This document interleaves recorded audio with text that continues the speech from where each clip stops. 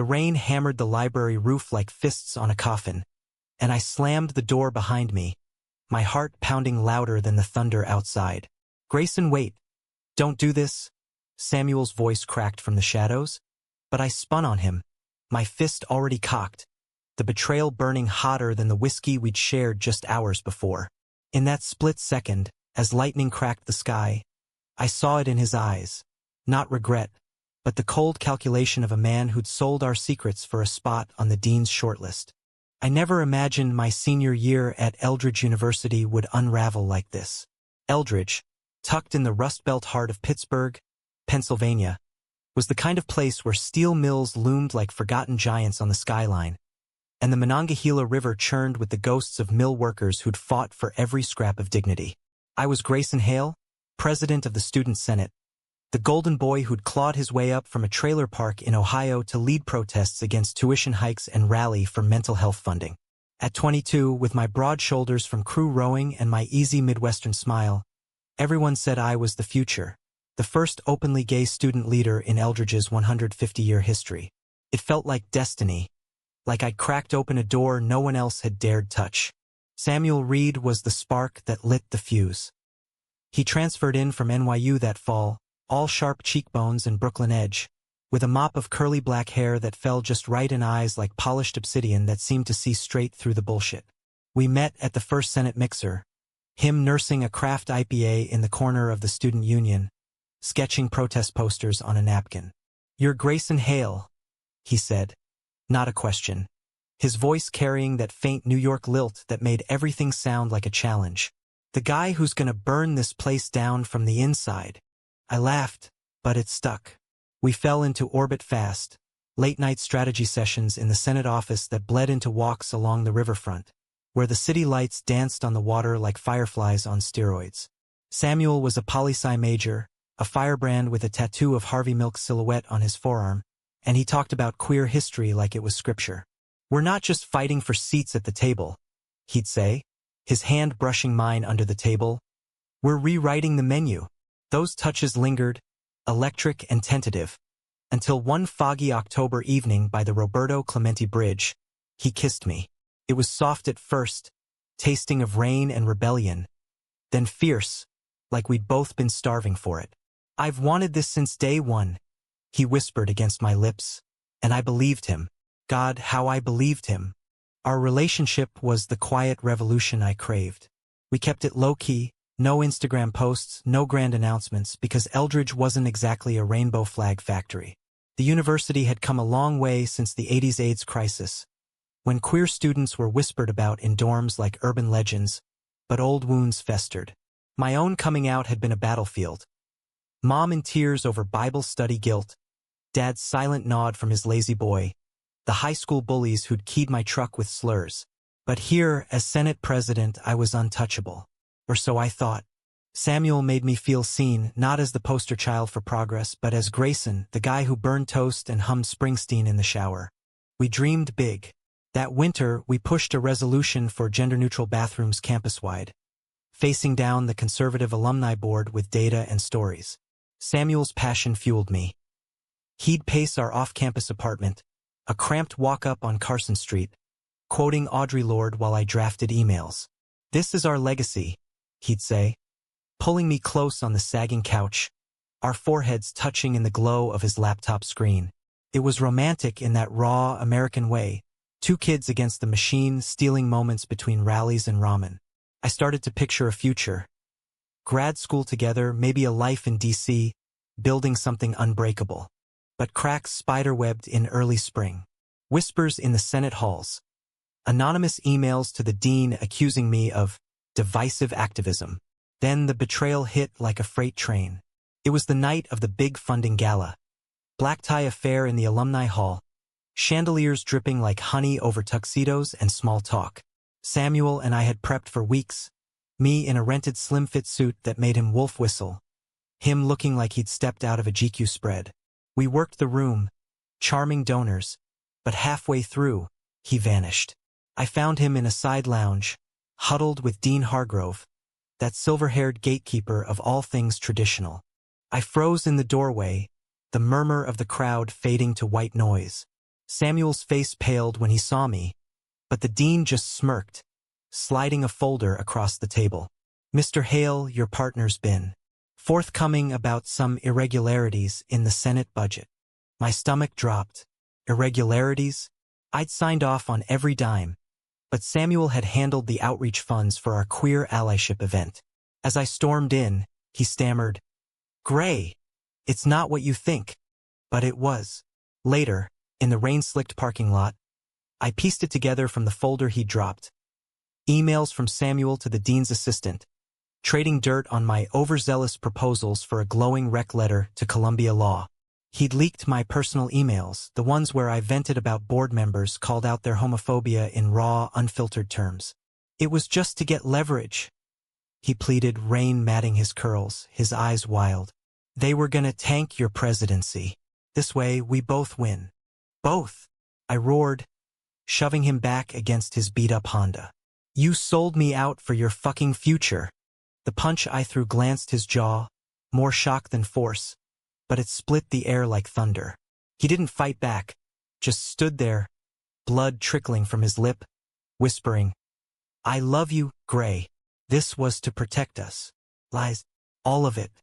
The kisses, the dreams, they curdled into something poisonous.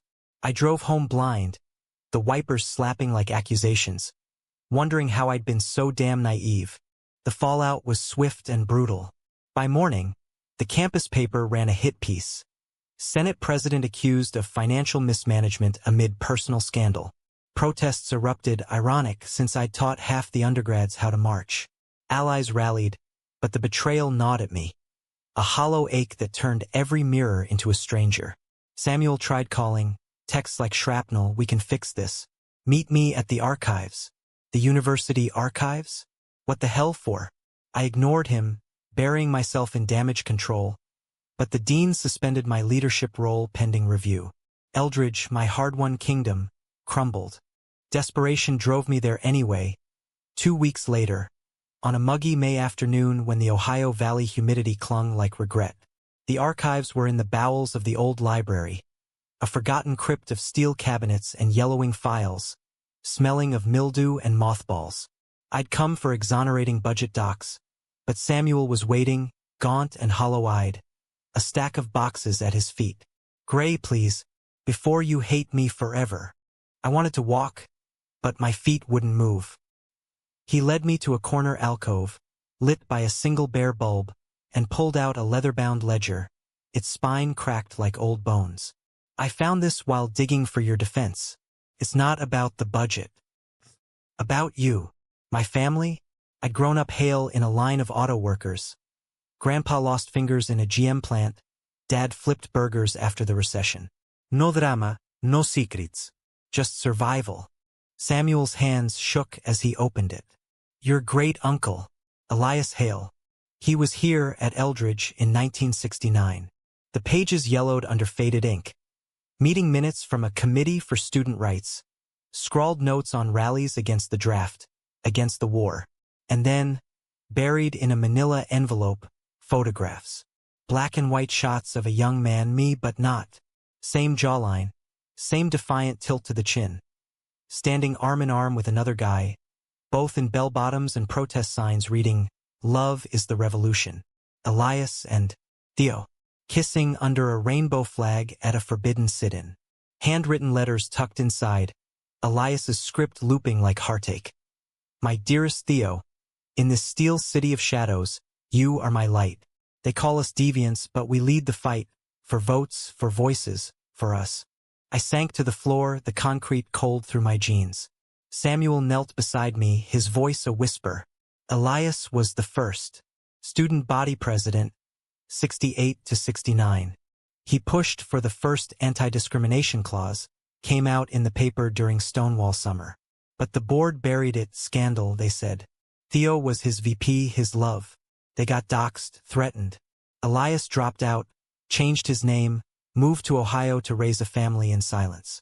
Your grandpa's brother. No one talked about it. Shame, I guess. The pieces slammed together. The family Bible with Elias's name scratched out. Grandma's vague stories of the uncle who ran away. I thought I was pioneering, breaking ground in a homophobic wasteland. But Elias had been there first, loving fiercely, leading boldly, only to be erased. Betrayal echoed across generations.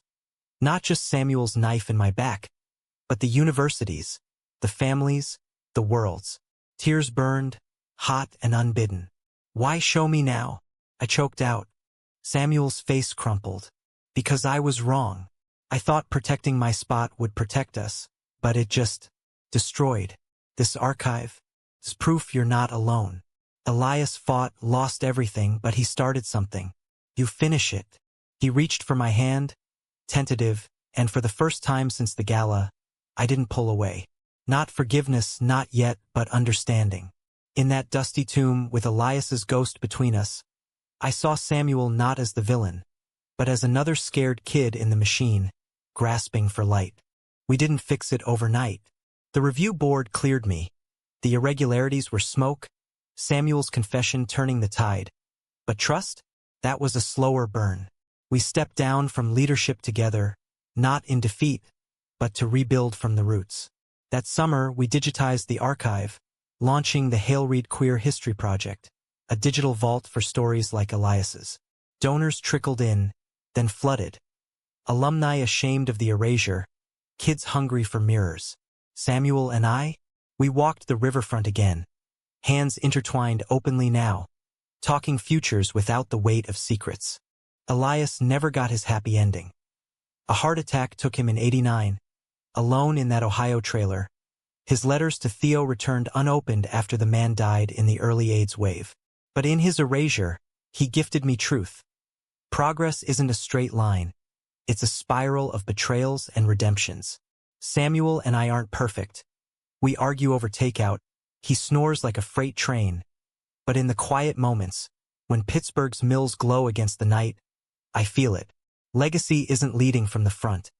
It's loving through the storm, human and messy, passing the torch without apology.